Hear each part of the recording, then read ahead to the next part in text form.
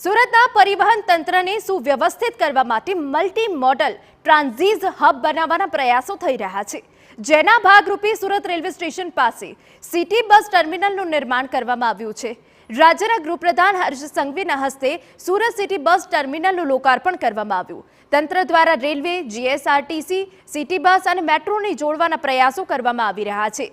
તે અંતર્ગત city bus terminal તૈયાર કરવામાં આવ્યું।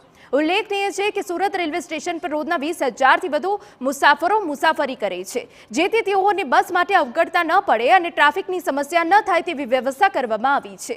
મહત્વનું છે કે 26 રૂટ પર મનપાની 353 સિટી બસ દોડી રહી છે। આ ટર્મિનલ સવારે 4 વાગ્યાથી શરૂ થશે અને રાત્રે 12 વાગ્યા સુધી કાર્યરત રહેશે। સિટી બસ ટર્મિનલ બનાવવામાં આવ્યું છે, જેના માધ્યમથી રેલવે સ્ટેશનની બહાર આપે જે રોડ જોયો છે, જે રોડ પર ખૂબ ટ્રાફિક થતું હતું, એ બધી જ બસો અહીંયા ટ્રાન્સફર કરવામાં આવી છે। એટલે રોડ હવેથી ખુલ્લો થશે અને બીજું બી ત્યાં અનેક ટેકનિકલ કામો ચાલી રહ્યા છે। આવનારા દિવસોમાં એ કામગીરી